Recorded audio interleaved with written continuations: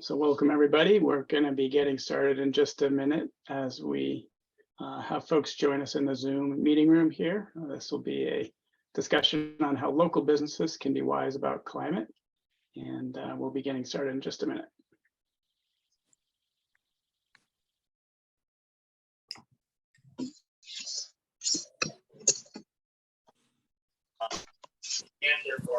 Can't hear me. Let me hear you.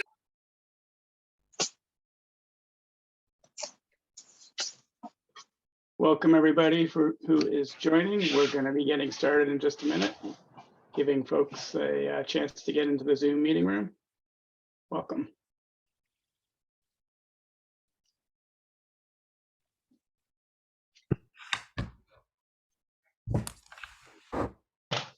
And Leona, you're probably the person that can see the participation, and you could give me the go ahead when we're ready to get started.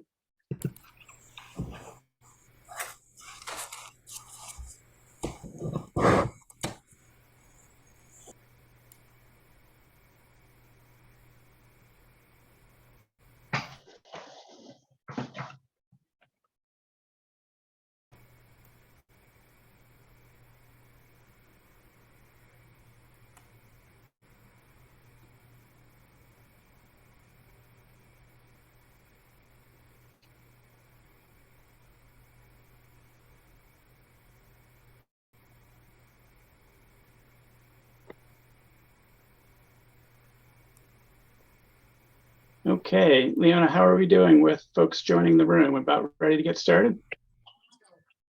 Maybe if we give it, yeah, why don't we start? Right, terrific. Well, welcome everybody. Thank you so much for spending some time with us today. We're going to be looking at how local businesses can be wise about climate. The person who's speaking, my name is Alex Giacacci. I am a member of the Upper Valley Adaptation Workgroup, and I am an associate owner at Hypertherm here in Hanover and Lebanon, New Hampshire. So I have the opportunity to kick us off and moderate the session today, and looking very much to having a great discussion with you all around climate and businesses and how to be wise. So I'm going to hand it to Eric Osterberg, who's going to give us some guidance with respect to the kind of the Zoom etiquette and how we're going to be working together in the Zoom room. So Eric, hand it to you. Thanks, Alex. Hi, folks. I'm Eric Osterberg. I'm also in UVAW, the Upper Valley Adaptation Workgroup, and I'm also a professor at Dartmouth College. So a couple quick things about Zoom and how it's going to work today and a bit of Zoom etiquette. So please keep your microphones muted during the presentations. In terms of cameras, you're welcome to have those on or off as you prefer, and you can switch that around as it works for you. If you have any technical challenges, you can send a private message in the chat to either me or to Leona Bergman, and we can try and help you out. In terms of questions, any questions or comments that you have that you want to share with the group during the presentations or really any time, you're welcome to put those into the chat and share that with everybody. We will be having a Q&A session, and during that session, if you'd like to speak to the group instead of putting in the chat, you can either raise your digital hand, and that's usually found under the reactions section in the bottom of your screen. There's a reactions button and a raise hand feature. And then you could also, if you're not able to find that, no worries. You can also just unmute yourself and speak up when it's sort of appropriate. We will also have breakout rooms in the second half of this session, and we'll explain how that's all going to work when we get to that. So thanks, everybody. Really looking forward to this, and back to you, Alex. Awesome. Great. Thanks, Eric. Okay, we can go on to the next slide. So let me give you just a brief introduction to the Upper Valley Adaptation Workgroup. So a work group that has been in existence for about 11 years. We're a program at Vital Communities, and we have been working to really help resiliency, building resilience in our communities, primarily in the Upper Valley, but in some cases stretching beyond, particularly in these virtual sessions.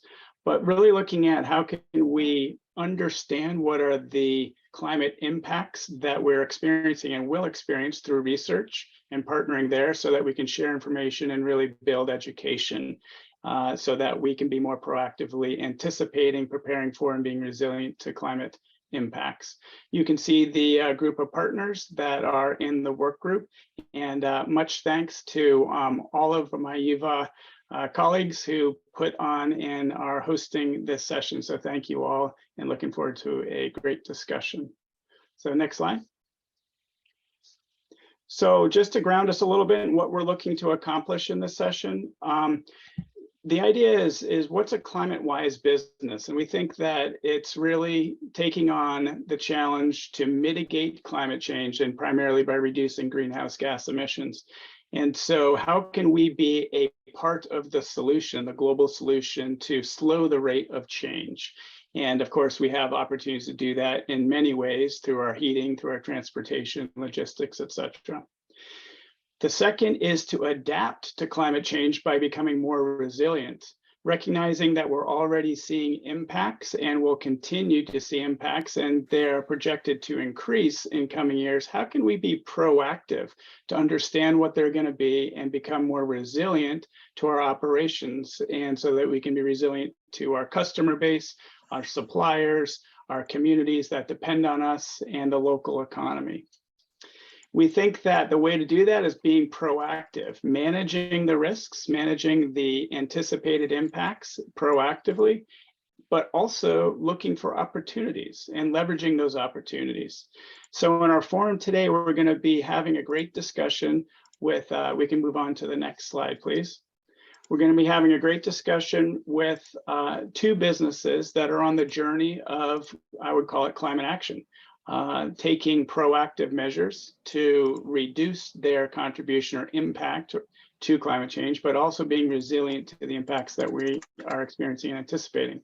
So we have April Harkness from the Co-op Food Stores, and we have Robin Tyndall from Hypertherm. We'll then spend a couple of minutes hearing from each of April and Robin, then we'll have some Q&A, and then we're going to move to the next section of the forum, where we're going to hear from Andrew Hatch and Jen Severitt. And we're going to be hearing basically what are some of the opportunities, particularly around energy efficiency, that businesses can be taking to invest in their mitigation and their resilience or adaptation strategies as well. So then we'll have a little bit of Q&A there. And then we're going to go ahead and break into breakout groups so that we can actually dig a little deeper into the discussions. And the breakout groups will be one with the business panel. So April and Robin will be in one breakout group. And then we're going to have a breakout group with Andrew, who's really focusing more on the New Hampshire opportunities for businesses, and then Jen on the Vermont opportunities for businesses. And then we'll come back after the breakout, and we will wrap up with some closing comments, provide some resources, and final thank yous.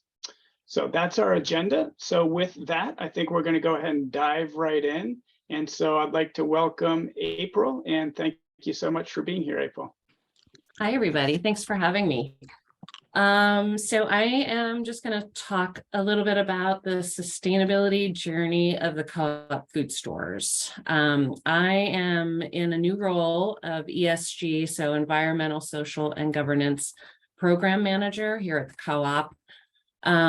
We have been working on sustainability for decades, but most recently it's been a more focused effort. If you're not from the Upper Valley, you might not know who we are. We're a consumer food co-op. We've got several stores here in southern New Hampshire and Vermont, and a couple of auto service centers.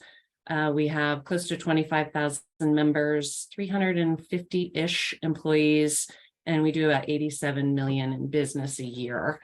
So that's just a little context. If we can go to the next slide.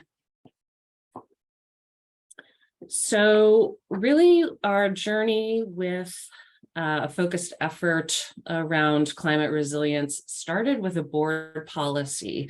In 2020, they created a policy that states that the general manager of the Co-op Food Stores shall not allow net positive greenhouse gas emissions beyond 2030. So this really created that framework for us to really dig into this work as an organization. So we weren't sure where to begin. So we talked to a great resource called Vermont Energy Investment Corporation, and we hired them to do a baseline study for us. So we just needed to understand sort of where we were, where are we now, and then, eventually create that plan to get to an action plan. So they did some work looking at a baseline study for scope 1 and scope 2 emissions.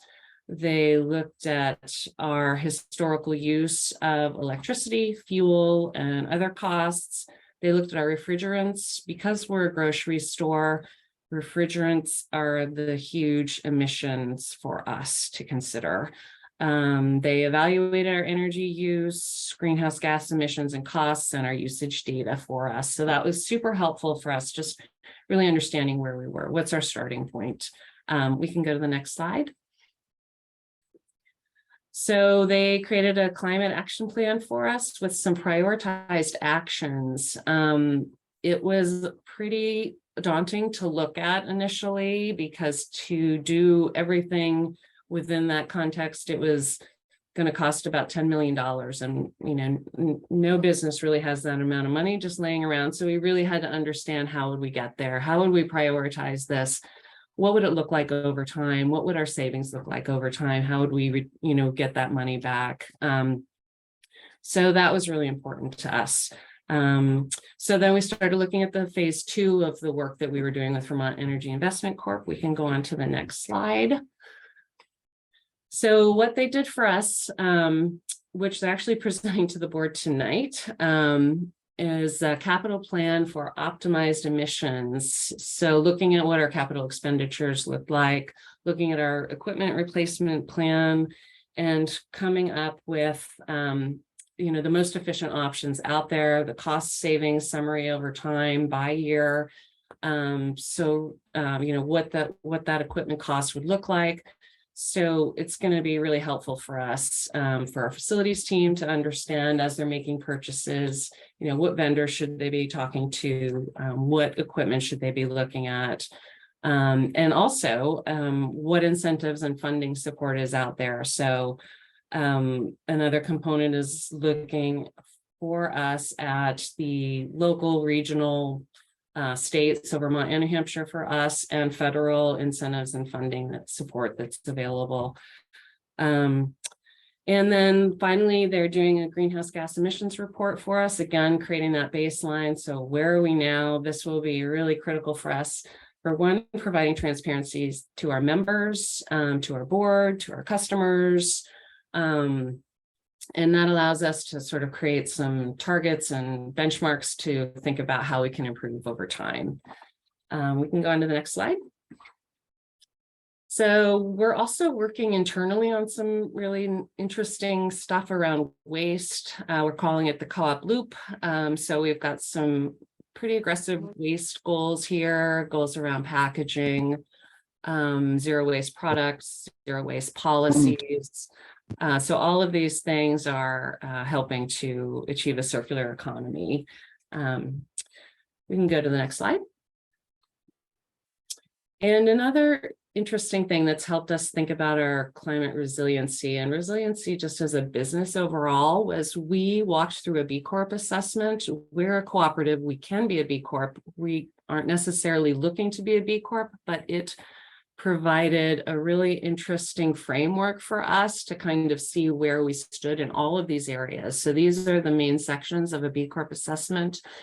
And the environment one was really important to us to see, looking at our supply chain too, which is a big thing for a grocery store. We have a lot of suppliers. What's the impact of that, our supply chain, our community impact, what are we doing to support the community, giving back to the community, our governance structure, how transparent are we? Do we have clearly stated goals around giving and around our environmental impact? All of those come through a governance lens. How are we treating our workers? Are they supported? Are they empowered? To us, that all lends itself to business resilience. So, these are all important aspects as we're thinking about how we want to be resilient. And customers, how transparent are we with customers? Do they, are they educated? Are they understanding where their products are coming from? Are they making good choices? How are we helping them to realize those choices? So, these are all important pieces of the BE impact assessment that are sort of helping guide our direction as we're moving forward in all of these areas. Next slide, please. So yeah, as I was talking about, resiliency to us is a lot more than just climate resilience. So local is important for us, as you know, so that's important as we look at supply chains.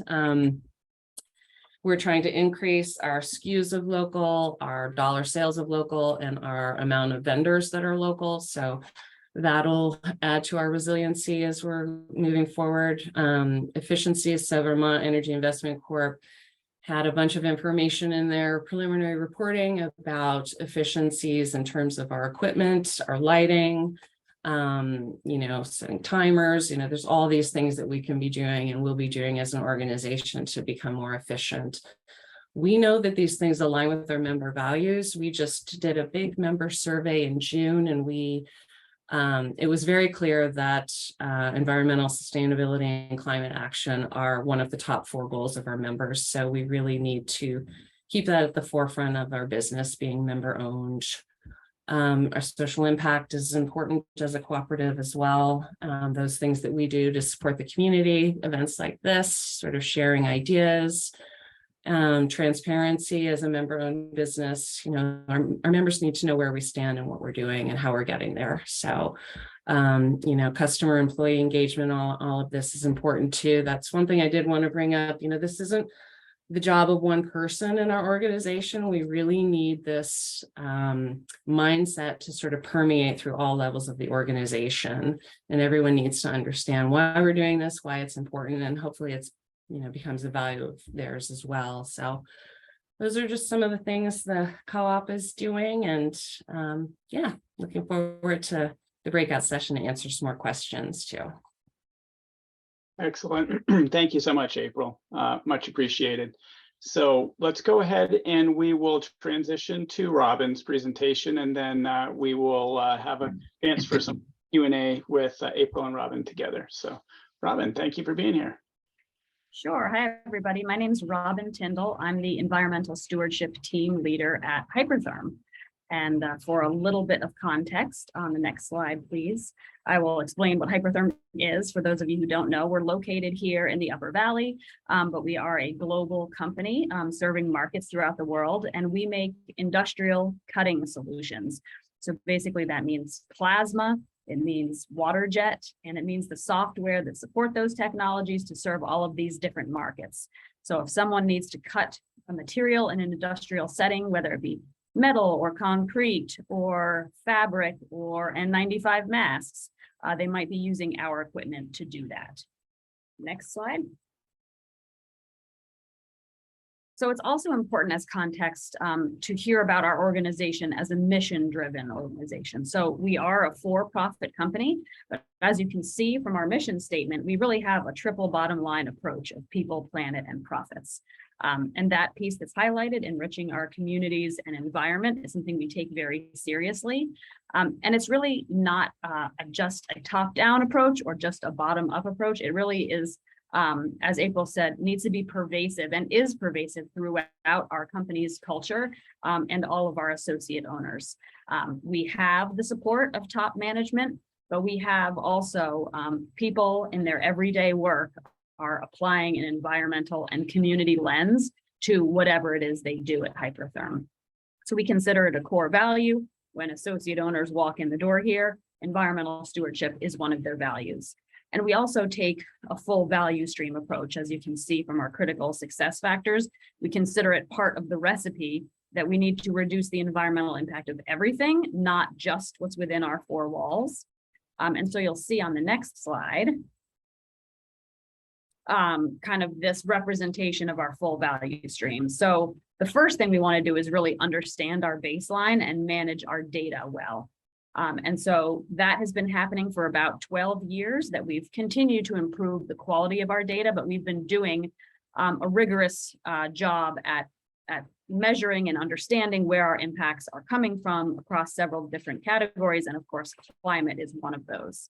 So from a supplier standpoint, we survey our supply base on a variety of ESG topics. So basically just asking them what their policies are, trying to guide them toward best practices, perhaps learning from them if they're ahead of us, and knowing that we're going to hold them accountable through scoring them on quarterly and annual bases. When we review other things like quality and delivery and on-time performance, we are also rating them on their ESG performance. And then lastly, with suppliers, we're also working on looking at their carbon footprint and really helping them do that. We just recently, our newest initiative is that 25% of our spend through suppliers, we have asked them to do a greenhouse gas inventory, and we provide the tool for them to do that. The picture there is another way that we engage with suppliers, especially if they're in the region or local, that we can do reusable packaging with them and really reduce the need or the use of, a corrugated box and bubble bags and shrink wrap that just get used for a very short time. So that's a picture of that packaging. On the electrical efficiency side, in terms of our own operations, we look at everything from compressed air to lighting, our own machinery, and of course our building. The building I'm in right now in Lebanon is LEED Gold certified. And so that's kind of the holistic approach we've taken to our efficiency. From a logistics standpoint, we make very heavy products and we ship them all over the world. So the logistics footprint is pretty big. And what we've worked on in recent years is getting as much as we can out of air freight and moving it to ocean freight, which is a trade-off with timing and inventory, but it's much more climate friendly. From a commuting standpoint, we have a pretty big commuting footprint, which shouldn't be surprising because of where we are, not much public transportation and people living very far away and all coming to work in a single occupancy vehicle. So what we developed to help reduce this is commuting benefits. So we will pay Hypertherm associates to carpool, we will pay people to walk or bike, or we will pay for their public transportation. We also have EV charging that is offered free to associates at several of our Upper Valley buildings. Lastly, our products. So our products are very intensive in terms of energy use and impact. If you can imagine cutting through 6 inches of steel with 60,000 PSI water, or with a plasma arc as hot as the surface of the sun, is going to take a ton of energy. So we are working with our customers to try to reduce the energy that they use and the scrap that they produce. And that picture shows basically what our software does, or one of the many things our software does, which is it helps our customers fit as many parts as possible onto a plate of steel or onto a piece of fabric, for example, or a piece of marble, as many pieces as they possibly can to reduce scrap production. Next slide, please.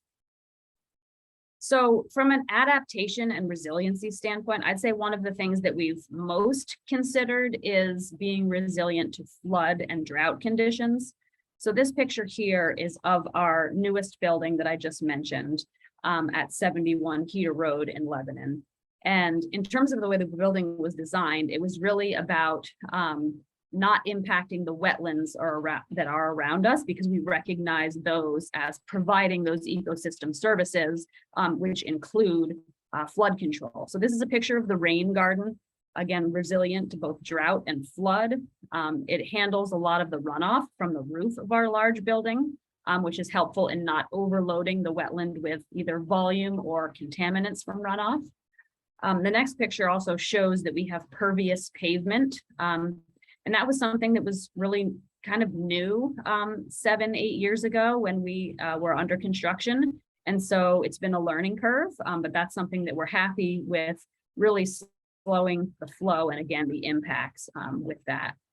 Next, we have a series of kind of natural and man-made features that again will store water, allow sediments and toxins to settle in underground catchment basins, and then really reduce the load to the downstream municipal stormwater system so that it doesn't get overloaded. In terms of our operations, and our production areas, we do have some that are particularly water intensive, and that would be a challenge for those operations to run in a flood or a drought condition without using more than their fair share of water. So this picture, you can't really tell what it is, but it's the creation of a closed loop water system in one of our labs that is already saving over 10,000 gallons of water a day when the lab is operating at top use. So I'm going to wrap it up there and happy to answer questions now as well as in the breakout. Terrific. Thanks, Robin. So I would invite anybody, if you have a question for Robin or April, feel free to go ahead and put that into the chat. You could also take yourself, I'm not sure from the moderator if people can take themselves off mute or we need to do that for them. But go ahead and put your questions in chat. And I'll go ahead and kick it off in terms of a question both for April and Robin. If you were to look back and you were helping a company that was earlier on the journey, either commit to climate action as you guys have described, or take further steps to really start to make significant progress, what advice would you give to a business that's not quite as far along as you are? How to commit and how to make good progress? What's necessary? I guess I'll jump in and just quickly answer that by saying, do your best to have a baseline and understand where you are, right? So you can at least have somewhat of an idea of a small goal or a big goal. But even in the absence of that, I think that just having a goal starts a lot of conversations. And if you're bold, the bolder you are, the more people are going to ask questions like, ooh, carbon neutrality, how do we do that? Or, ooh, 50%, oh my gosh, how are we going to do that? And just sparking the conversation is progress. So that's my advice, is go big and go for goals. Yeah, I totally agree, Robin. Like I said in my presentation, the impetus for a lot of the real work that's going on here at the co-op was the board policy that really kicked off the organization into really being serious about getting, achieving this goal and how we would get there. And yeah, having the IC come in and do that baseline to see where we're at, what's our starting point. Without that, it's really hard to know where you want to go and how soon you can get there. Oops, my internet unstable. Nope, it's working fine. Okay. So yeah, and also, like I said, we had set internal waste goals. I think those may be a little easier. You can do a quick internal audit of, what's in your waste stream, check out your trash and see what things are going to the landfill. And that might be a super easy way to get started. That's how we did it. We went through to all our locations and looked at what is not being diverted, what's not going, to compost and reuse and recycle, and and then setting some goals around that and trying to think about what are those materials and how might we be able to dispose of those in other ways. So that was important to us too. Yeah, I would second that waste goals are indirectly impacting carbon, but they're so much more visible and so much more tangible. Whereas climate is an abstract concept to a lot of people, and we can't see the carbon, whether we're emitting it or not. And so I would definitely agree that having those hands-on tangible waste goals is really engaging for your workforce, your customers, whatever. Yeah.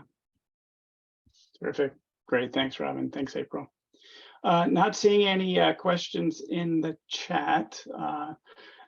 No, I guess actually there is one here. How about facility landscaping impact? My company, Rooted Gardens, offers lawn mowing done with electric mowers and equipment. Also, our garden design team designs and maintains landscapes for species diversity and other climate goals. This is low-hanging fruit for any facility. Any comments, Robin or April, on that? Well, you saw my picture of the rain gardens, which has native vegetation. We don't need to water it. So we really designed our facility around those same concepts. Yeah, and I agree with a long enough extension cord or battery, use the electric landscaping equipment.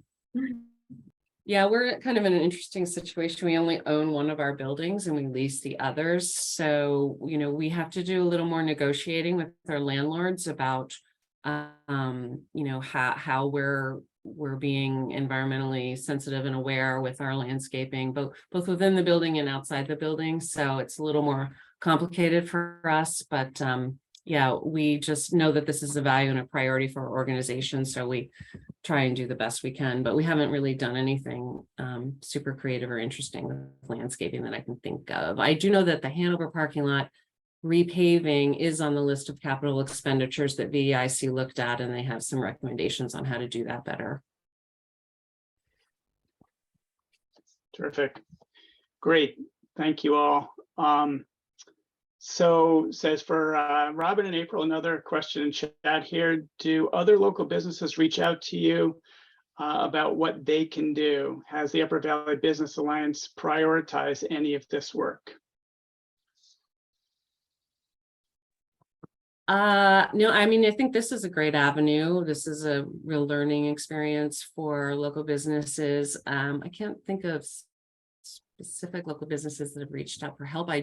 We do have local organizations that reach out, like Sustainable Lebanon, and Hanover has an organization as well, and they encourage us and prod us and push us to do better. Actually, one of those groups was instrumental in helping us get plastic bags out of our stores. There's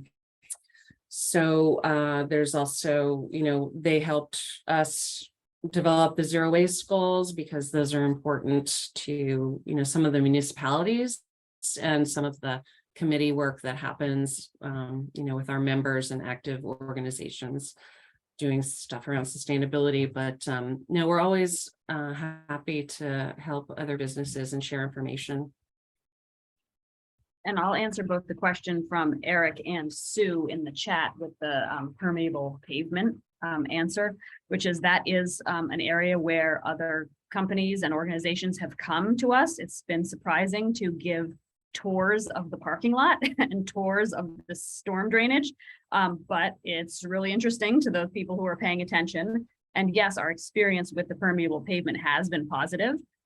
We've done a really good job with maintaining it. Our facilities team is on the ball with doing the necessary vacuuming of that. I think it's on a quarterly basis.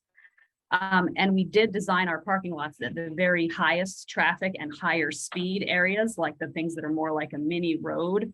They are impervious, but all the big areas where people park and where they're driving more slowly to get to those parking areas, those are the permeable. And that was their decision as a way to not make the maintenance problematic with the higher wear and tear areas. And so, yeah, we're happy to give tours of the parking lot where we like pour water onto two separate sections and show how it permeates or not.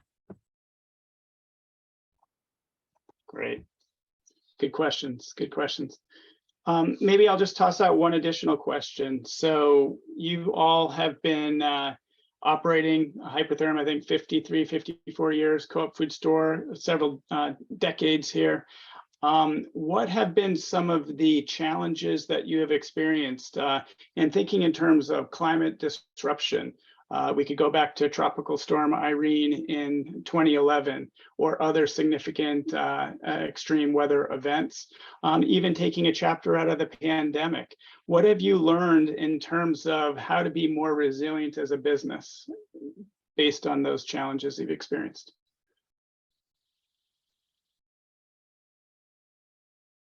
"87 years for the co-op, terrific."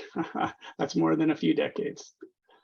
Alex, I guess I have an interesting answer maybe as it pertains to Irene. I was in Killington and stranded for days during Irene and really experienced a lot of those harsh impacts. Coming back to work here, just a few miles away in Lebanon, people are like, "What's up? Like, why? What are you freaking out about?" And so that has definitely informed my thinking as to how we use water. I was in Killington and Woodstock with no water for weeks. And right here, if that had happened, if the storm had tracked just a little bit farther east, that would have been hypertherm. And we would have been thinking a lot harder about like, oops, we weren't as resilient. How do we get there in the future? And so I've really applied that experience to, we need to be prepared to operate without water, because that could happen.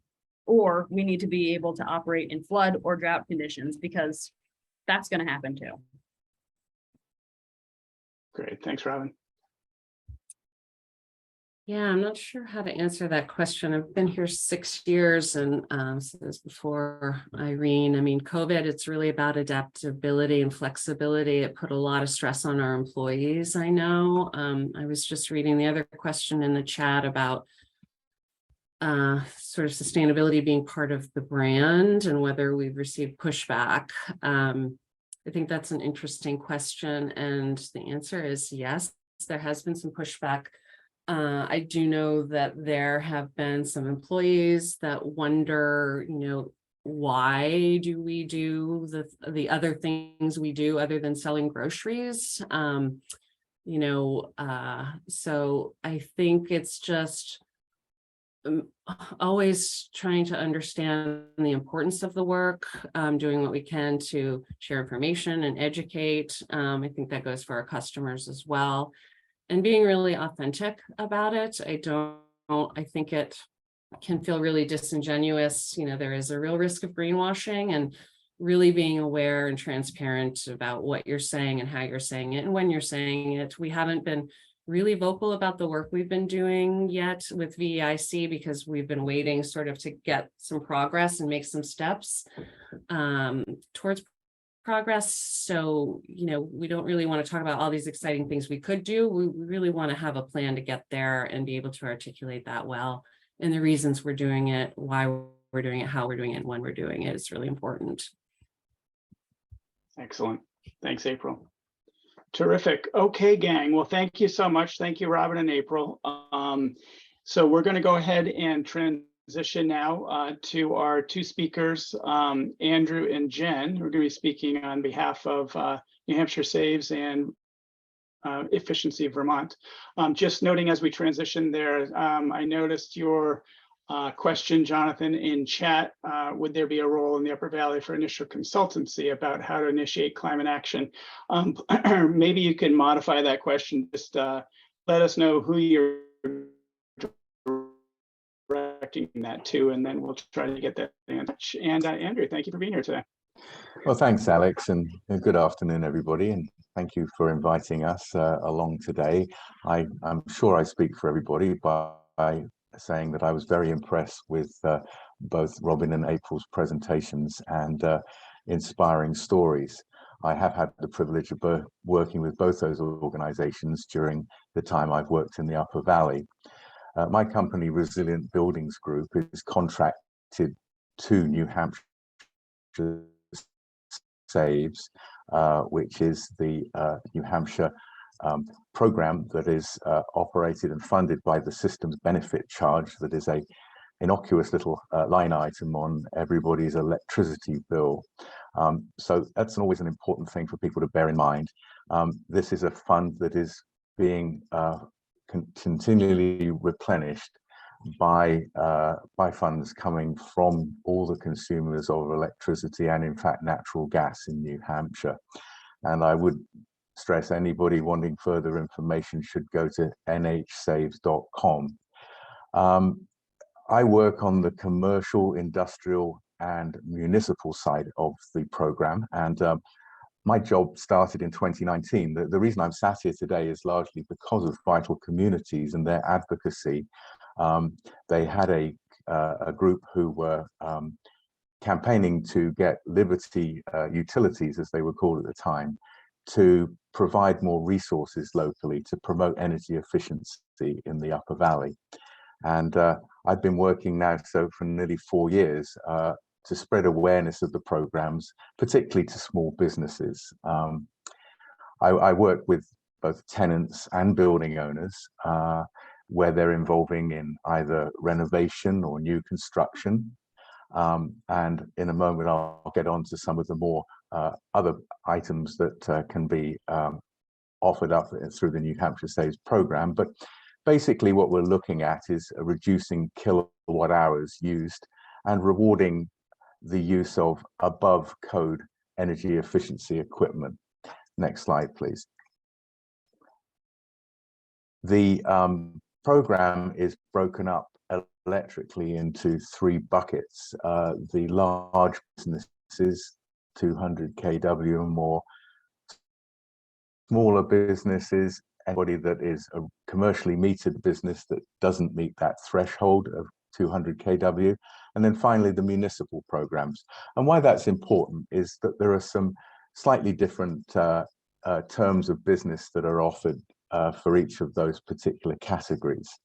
The large businesses are obviously the biggest users of electricity, and the program regards them as the ones that perhaps have the largest opportunities for energy efficiency.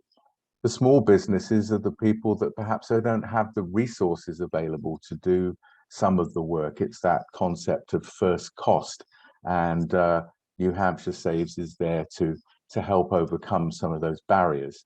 And finally, municipal customers, there's a double benefit there, because obviously we all pay our taxes to our local municipality. So to be able to improve the efficiency of their buildings is not only benefiting the community, but it's also benefiting all of the users of electricity in the program.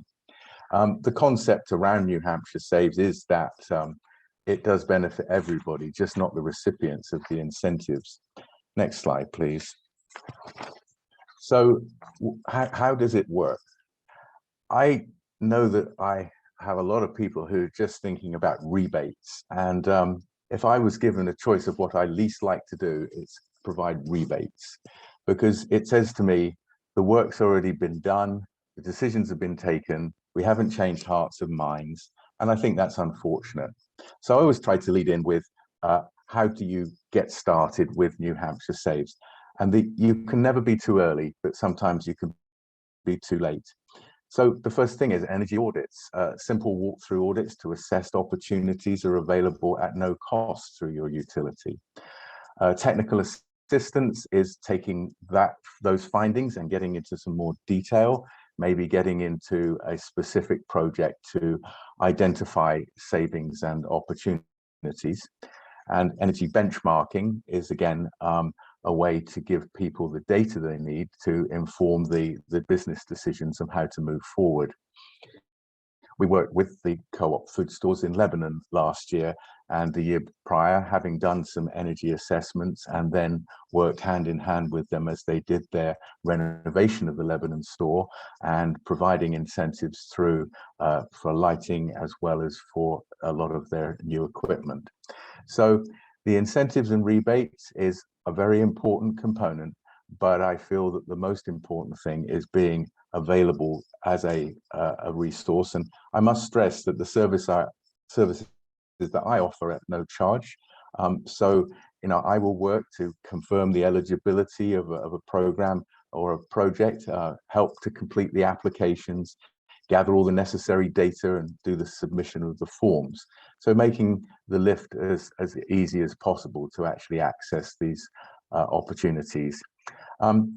Turnkey retrofits are a method by which you can sometimes access a one-stop shop for perhaps doing a lighting upgrade if you don't have a contractor defined and identified.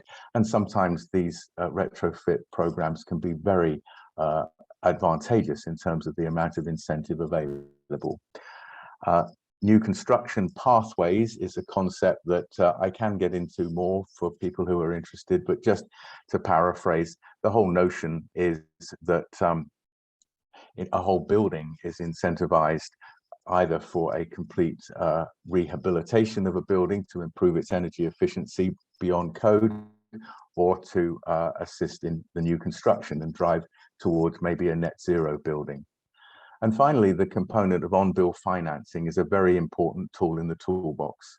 The qualifying businesses who are in good standing with their utility can get a very simple amortization of the cost of a qualifying energy efficiency project on their electricity bill. And it can sometimes mean that they can move forward with not having any capital outlay. Again, I'd be happy to explain that more in a Q&A session. Next slide, please. So briefly, there's a long list of what we call prescriptive measures, i.e. the kind of equipment that if it's a high efficiency piece of equipment would probably qualify for an incentive or a rebate. We work also with custom projects and have engineering bench strengths to help evaluate how many kilowatt hours are being saved and assess what kind of incentive and rewards can be assigned to those. So I don't think, again, I want to get into that too much right now. I do appreciate that Jen's coming straight after me, and there will be a certain amount of redundancy with what we offer compared to Efficiency Vermont. But one thing I would say is that New Hampshire is a program that is run differently than Vermont. What you think you might get or not get might be slightly different than your presumptions on either side of the river. I'm very pleased with the relationship that I have with my colleagues in Efficiency Vermont. I often look longingly at some of their programs and their advanced thinking, and work hard to try to educate customers as to what they might be able to be eligible for, even if it's not in my direct area. Next slide, please. So Resilient Buildings Group does quite a bit more than just what my area of responsibility is, but we do the building commissioning, lead certification, a whole range of monitoring and verification services. One of the things I get asked about a lot at the moment is, above and beyond what can New Hampshire Saves offer, is what availability is coming to the state from the federal government programs. The Inflation Reduction Act is the third bill in the last few years, along with the IIJA, which was the bipartisan infrastructure law, and then the ARPA funding earlier on. And I'm not sure, Alex, if I need to get into that now. I probably want to talk about it more on the breakout session. Would you agree? Just from a timing perspective, or would you like me to paraphrase a little bit about the IRA now? Yeah, if you'd be willing to do a little paraphrase, that would be great. And then we can go into greater detail on the breakout. Sure. Thanks. Well, there's a lot of information out there. It's confusing for everybody, and I wish I could sit here today and say I had all the answers, but it's a very encouraging thing. This is a massive bill. Of the 739 billion assigned to the Inflation Reduction Act, the third of the three, $369 billion has been dedicated to energy security and climate change. But therein lies the devil in the details. Immediately in 2023, tax credits are going to become available, and many of them are focused towards homeowner accessible credits, but there will also be ones that apply to businesses. There's also reauthorization and augmentation of other existing tax efficient tools for energy efficiency upgrades. The one that's sexily called the 179D is one that I always make sure that people are thinking about if they're doing any major renovation or retrofit. And that has been significantly augmented under the new authorization. So if you're improving your energy efficiency of a building by 25% or more, you could be qualifying for some significant tax incentives that are based upon dollars per square foot.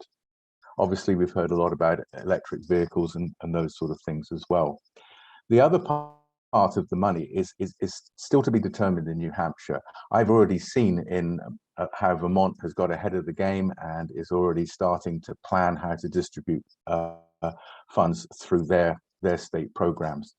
New Hampshire's political landscape is different. I don't want to get too far into that, but just basically to say that our State Department of Energy, which was created just this year, is not predisposed to working collaboratively with the federal government in a proactive manner. And unfortunately, our state energy plan leaves a lot to be desired. So I don't want to give people an idea that everything will be coming that might be available to other states, but a lot of those details remain to be clarified. So there's a lot of focus on low income, disadvantaged communities, affordable housing. There's the big picture programs that are talking about improvement of building codes, greenhouse gas reduction initiatives. So I'm very excited about it. one of the organizations that I partner with regularly to help fund audits and to help fund energy efficiency upgrade programs is the Community Development Finance Authority, the CDFA. And for a long time, they've been administrating programs on behalf of the USDA. There's a program called REAP, which is the Rural Energy for America program that's been around for a long time. And I always stress that people, just because you're living in an urban environment, you are regarded as rural by the federal government in most places, certainly in the Upper Valley. And those programs should be considered when any planning for energy efficiency upgrades are made. And the thing I will talk about in the breakout group is the other resiliency initiative, which is very exciting, which is community power in New Hampshire. And both Lebanon and Hanover are thought leaders on this. And there's a lot of new news coming for folks in the New Hampshire area in the new year. And again, I'll talk about that a little more in the breakout. Terrific. Thank you, Andrew. Much appreciated the comments and the addition as well around the IR. So thank you, and looking forward to more discussion in the breakout. Okay, and handing it now off to Jen. Jen, thank you for joining us today, and the floor is yours. Thank you very much for having me. I'm Jen Severitt. I'm an account manager with Efficiency Vermont, and I'm here to introduce how Efficiency Vermont can help businesses identify and prioritize energy saving opportunities. So Efficiency Vermont's overarching goal is to reduce greenhouse gas emissions through transition away from fossil fuels and reduce electric usage even during times of growth. We definitely have seen a lot of growth in the state of Vermont. It's becoming an issue in a lot of ways as far as housing goes. But during all of that growth, our directive is to continue to reduce the amount of energy that the state uses, mainly so that we can prevent the construction of new power plants, which tend to use dirtier fuels, but also because we want to make sure that our grid is resilient. We also, one of the things that we've started to take on is working with customers on their flexible load management. And I'll talk a little bit more about that in a minute. Next slide. So why is efficiency a topic that we're discussing today when we're talking about climate and resiliency? Well, usually efficiency for businesses falls into one of these categories here. Reducing your operating costs by saving money on your energy bills helps with cost savings. Efficient equipment usually lasts longer and results in less hassle for employees over its lifetime. And equipment that's working better tends to create a better work environment for your employees and a more enjoyable experience for customers. The more customers you have, the more resilient you are as a company. Also, investing in efficiency is investing in your community infrastructure and making it more resilient, more affordable, and healthier. By reducing your energy use, there's more available for others in your community to take part. Next slide. So Efficiency Vermont helps businesses in Vermont in a few ways. As Andrew alluded to, there are a lot of overlaps in our organizations and how we work. We do a lot of the same things that Andrew mentioned. One thing we don't really do ourselves necessarily is benchmarking. We do help companies determine what their existing equipment usage is.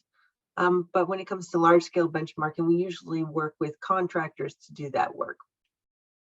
But one of the most common areas that people think of with Efficiency Vermont in helping folks with energy efficiency are rebates on products. And there are a couple ways to take part in those rebates. One is buying a qualified product and getting a rebate at the time of purchase. And the other is completing a rebate form after the post rebate. We also offer technical assistance, which is something that most companies actually find the most helpful for them. We look at efficient versus standard options to help determine which will provide the best return for your investment. We help look at what your current situation is as well, and look to see if this makes a perfect time to transition how you're doing things. For instance, if a company knows it's getting ready to replace some equipment, and and wants to look at, is this the best way to keep moving forward? Or is now the time to look at changing how you're using the equipment? Is now the time to make a bigger investment and say something like, we have a lot of folks moving towards wood heat systems for heating their businesses. So usually that comes about when they say, hey, our equipment's getting older. We've been told we have about 5 more years on our heating system. That's when we come in and say, well, let's look at what you have for distribution. Does it make sense for you to look at one of these other more efficient options? Let's talk about the pathway to get towards that. So that's a lot of the work we do. We have a lot of energy experts in our organization that help industrial companies look at their process and see if there is any opportunities there to change their process. We work with a lot of breweries. We've done a lot of work with agriculture, including indoor grow and also dairy farms. So we're working with a lot of different industries throughout the state, a lot of knowledge within our organization of how to change the way that we do standard business. Some of the things that we offer incentives for are HVAC systems, including heat pumps, advanced wood heating, HVAC controls, ventilation fans, and smart thermostats. We help with weatherization through our contractors in the Energy Excellence Network, Efficiency Excellence Network. We also offer rebates for things like commercial kitchen equipment and commercial refrigeration, such as door frame heater controls, folding head pressure controls, a whole slew of items there that we offer rebates for, as well as agricultural equipment. Basically, if there's anything in your agricultural business that uses energy, we likely have a resource for you to source a more efficient option. Lighting is one of the things that we offer rebates to, but some of you may know the Vermont law there's a Vermont law going into effect on January 1st of 2024 that's going to prohibit the sale of 4-foot linear fluorescent lights. And when that happens, our rebate programs won't be able to be offered anymore because that's our baseline. So fluorescents are our current baseline. And when they no longer are the baseline, our ability to provide rebates goes away. So what we're suggesting is if you have any fluorescent lights in Vermont, especially linear fluorescent lights, that you start looking at making upgrades now to LEDs so that you can take part of rebates that we have available. And we are changing some of our rebates. You might see that the rebates go up. We've changed the limit of how many bulbs you can buy at our participating smart light distributors. So nowadays, you instead of going in and only being able to buy 250, you can buy 500, which is helpful if you're a small business and want to do the upgrades all at once. The last thing that Efficiency Vermont offers for customers is custom incentives. So in the work that we do with technical assistance, sometimes we come across opportunities to help customers make upgrades that aren't necessarily a product, but a process or an action change that they can do. If it makes sense for the customer, if there are energy savings for the customer, Efficiency Vermont will come up with an incentive to help make that adjustment. Next slide.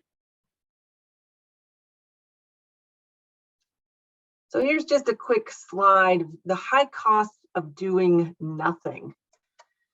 So in this slide, it shows two companies, similar companies, Company A, Company B. They sell the same type of product. They have about the roughly same size store. But Company A's average monthly bill is $280 and higher than Company B's bill. But Company A decided to replace their old T12 lights with LED fixtures, spending $7,400 and receiving $2,400 in incentives from Efficiency Vermont. So their total investment was $5,000 for the project. This decreased Company A's electric bill to $148 a month, saving them $132 a month. In less than 3.5 years, that $132 per month in savings has paid for the original investment of $5,000. And now they have a monthly bill of $148 and $132 in savings that they can reinvest in other areas of the business, while company B is still paying $250 a month. Next slide. And now to look at a project, a real life project that took place recently. Vista Foods is a local grocery store chain with the storefront in downtown Newport, Vermont. And a few years ago, they found themselves facing competition from a mega store with the supermarket moving into their territory. They were nervous as they were in an aging building with older lighting and equipment and had very tight profit margins. And to complicate their situation, they are in a leased space. In this case, the property owners saw the benefits of efficient upgrades to their tenants, and between the two of them invested in some much needed upgrades, including replacing old fluorescent lighting with LEDs, and all the store's refrigerated cases have been upgraded to new efficient evaporator fan motors, and the enclosed cases have new door heater controls. They've also upgraded all their display cases to LED lighting, and LEDs now light up the exterior covered walkways, entrances, as well as the parking lot, making the store much more inviting to the customers. The total energy savings for the project was 369,942 kilowatt hours per year, resulting in a pretty substantial $44,210 per year in savings, which helps improve their profit margins substantially. And with these annual savings and investments from Efficiency Vermont and the Preservation Trust of Vermont, the customer expects to pay off the upgrades in just 2.5 years. And with all of that added savings and the modern updated look with new lights, they're hoping to put them in a better position to compete with that supermarket just up the road. And so for a community that has taken a big hit recently with failed development projects, keeping a local market that's accessible to those with limited transportation options is vital to the community's health and helps with resiliency. Next slide. And so how do you get started with saving energy? Steps that you can take on your own include not ignoring problem areas. Look for causes for equipment failure, issues with poor lighting, uncomfortable areas in the building, too hot or too cold. If you have controls, review them occasionally to make sure they are operating as designed. And most important and often overlooked is maintaining a maintenance schedule for equipment that you rely on for your business. So don't forget your heating and cooling equipment. That's just as important for operations. It's often easier to address issues before they become problems than to react to non-operating equipment. We're just getting the equipment back online usually means getting whatever is available and fastest to install, which is often the least efficient option. And once you've determined a need for upgrades or have items that need attention beyond your capabilities, reach out to Efficiency Vermont for technical assistance. We can look at your situation, determine if there are efficiency options that we can support with incentives, and provide a path to make changes or upgrades. And next slide.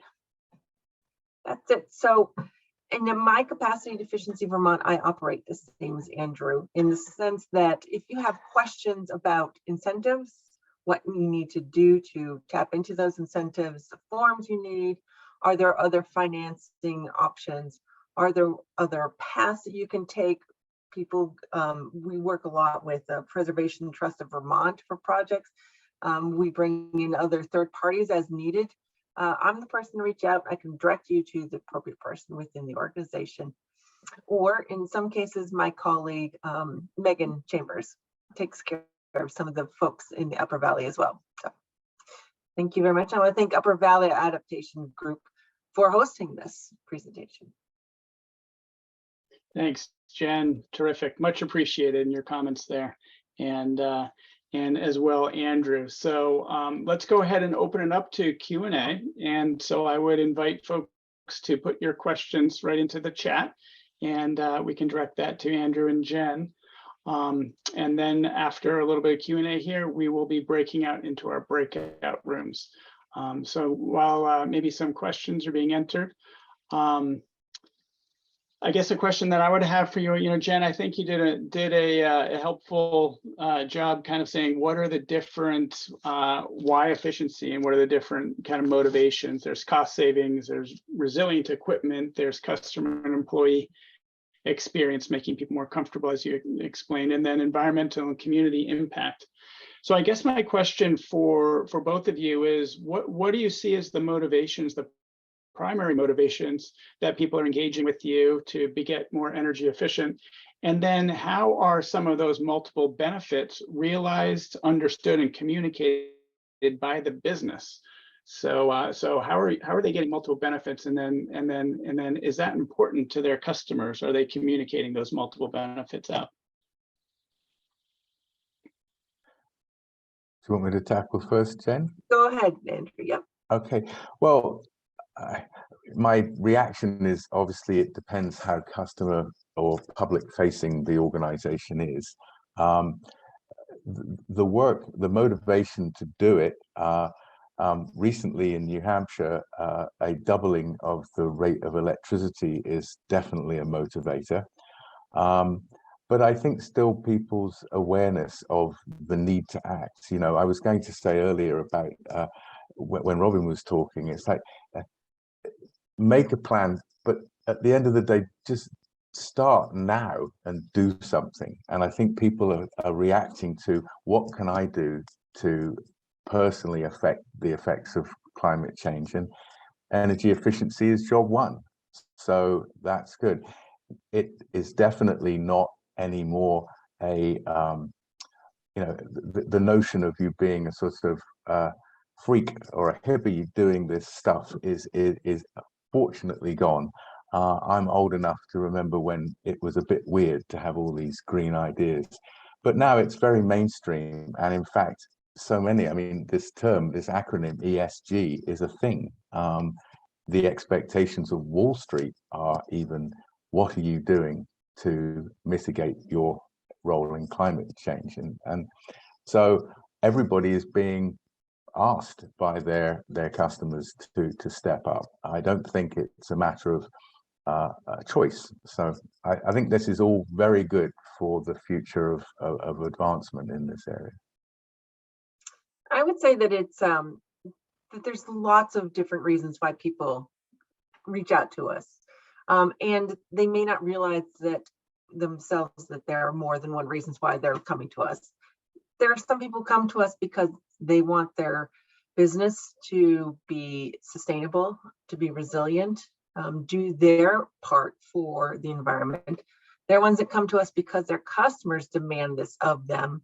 And then there are customers who come to us just purely for wanting to save on their bottom line. At the end of the day, that's basically what all of them are looking for. But others will those looking for sustainability and resiliency will tend to make bolder decisions than those who are just looking for the bottom line. We do have some people that once they take that first step, realize that, wow, this isn't as painful as we thought, and we'll start down the path towards resiliency and sustainability.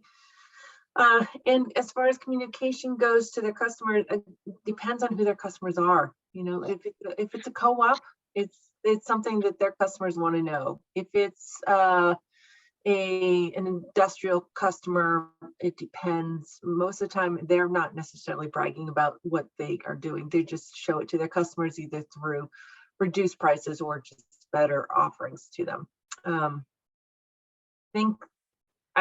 think that the other thing that we're seeing nowadays is people are interested in tapping into all the federal funds that are coming our way, wanting to know how they can tap into it. We're sort of in the same boat as Andrew mentioned. We're still learning ourselves what the requirements are. Even as money is becoming available, we in our organization are looking at what is the pathway forward, what are the expectations, what are the limitations. We've had a few programs that we were hoping to launch that had to be put on the back burner because the funding was limiting, and we found that we couldn't move forward with the way that the laws had been written. So, we ourselves are still muddling through all that legislation. Terrific. All right. Well, thank you, Jen. Much appreciated. And Andrew. So we do have just a couple of minutes before we're going to go into the breakout group. So a couple of additional questions in chat here. Jen, if you could just remind us again what the law is concerning fluorescence in Vermont. Yeah, so there was the legislature passed this past session a law that stated that the sale of 4-foot fluorescent lights will be banned in the state of Vermont starting January 1st, 2024. I mean, you can purchase them outside of the state and bring them into the state, but as far as going to a lighting store in the state of Vermont, you won't be able to purchase a 4-foot fluorescent. And it has to do more with the mercury and in the fluorescent lights and being able to dispose of them properly. So that their motivation was environmental. They wanted to keep mercury out of our landfills, and they passed the law that said, sorry, no more of these. So in a way that obviously affects us, but we're doing what we can to get folks to make the switch now. There will be some rebates available moving forward, just it won't be as easy and probably not as robust as they are right now. Excellent. All right. Well, thank you for that. There's a question from Jonathan. How do Andrew and Jen's work with the split incentive where a business leases a space?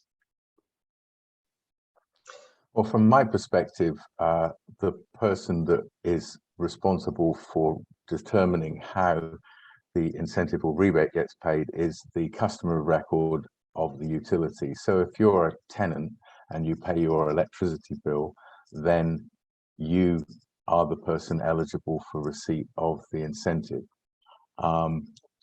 If you then determine for some reason, for example, if your landlord is paying for some of the upgrades and you want to either divert some or all of those funds to the landlord, it's just an administrative internal conversation we need to have. Ours is whoever purchased the equipment is usually who gets the incentive. So whoever it is that provides us with the invoice is the person who generally receives the incentive. In some cases, like the case with the Vista Foods, that had to be determined between the property owner and the customer beforehand, so that we knew who we were paying for what. A lot of times, like Andrew said, it has to be something that the customers determines with their property owner.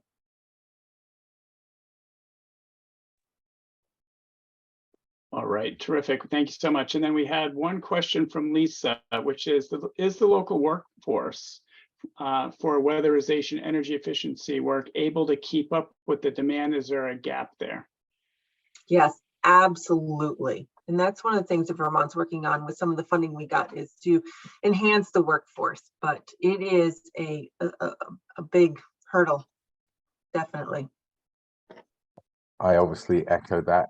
Part of the federal funding of the IRA is to do with workforce enhancement, but before that even became forthcoming, it's the hottest of hot topics at the state level in terms of how to make this work.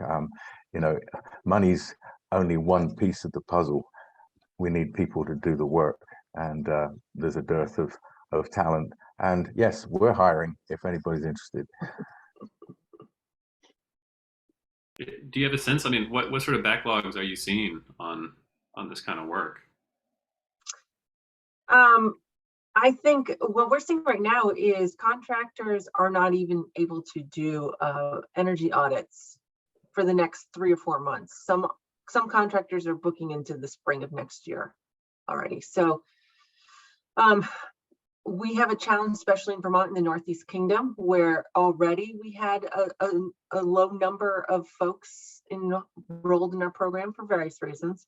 And that's also an area where we are trying to increase the number of projects, but the folks are having to reach out to New Hampshire for contractors to do their work. So we don't try to limit the workforce to just Vermont. We work with contractors in Massachusetts and New York and New Hampshire, but it can be as much as 2 to 6 months, depending on the contractor.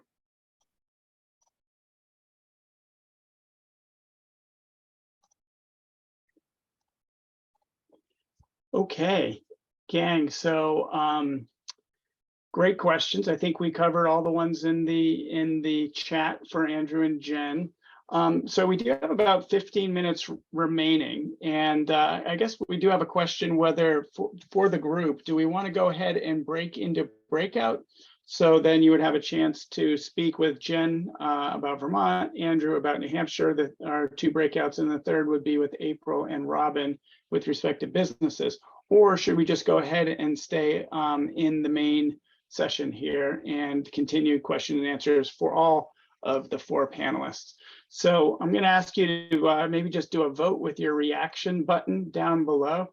If you would like to go into a breakout, please raise your hand. As you can see, I just raised my hand, and I'll just do a quick count. If you don't raise your hand, that means you want to stay in the large group, and we'll finish out the sessions with Q&A here. So go ahead and raise your hand if you prefer going into a breakout. Okay, so I'm seeing, let's see, I see 3, 4. Okay, maybe folks are just taking a minute to find that button. Okay, excellent. So there is interest in really digging in a little bit more specifically with individual presenters. So let's go ahead and do the breakouts. So let me hand it to, I believe, Lisa, who's going to give us instructions about how to do that. And we can lower our hands. Sure. I think in a moment, let me just share my screen again. You'll see an opportunity pop up to choose your breakout group, and maybe Leona, you can help guide us through that as well. But we had a few kind of prompting questions. This is an opportunity for follow-up discussion and questions with the particular speakers if you'd like to dig in a little more. And then we also would open it up to discussion with the participants about what impacts you might be most concerned about for your business or community. What actions have you taken, and what were some of the challenges, or what was helpful during that process? Or, what actions would you like to take next, and what would help you do that? So just some questions to get us started, and then I'll pass it to Leona to help us get into the breakout rooms.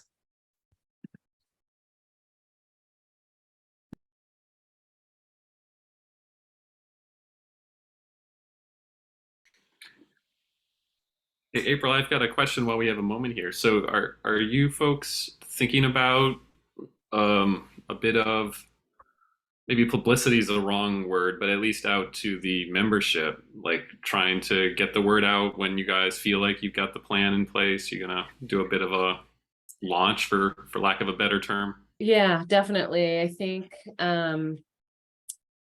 that it might be in conjunction with the board somehow, so that they can kind of take ownership of this as the governance body of the co-op. But yeah, we are going to roll this out. Like I said, we also did a pretty big member survey, and we want to show that we saw the survey and it was loud and clear how members feel about sustainability and climate action, and that we're taking that seriously. So yeah, you'll see some stuff in the spring, I'm sure, from us. Yeah. Terrific. Okay, well, thank you, everybody. We're just going to wrap up for today. Just a quick round of thank yous. First of all, to our speakers, April, Robin, Andrew, and Jen. Much appreciated taking the time to be able to put your stories together, not only inspiring us to what's possible, but also practical tools and resources we can reach out to. So I encourage everybody on the call, reach out to April, Robin, Andrew, and Jen with additional questions. Keep the communication going. I want to thank everybody on the Upper Valley Adaptation Workgroup team for hosting and holding this forum. Very much appreciated. And then finally, thank you to everybody who joined us. And thanks for bringing your questions, being a part of the discussions. And I wish you all well in your continued journey of being a climate-wise business. And reach out if you have any questions, and we can help in any way along that journey. But with that, we'll just wrap it up for the day and say thank you so much, and have a good rest of your days.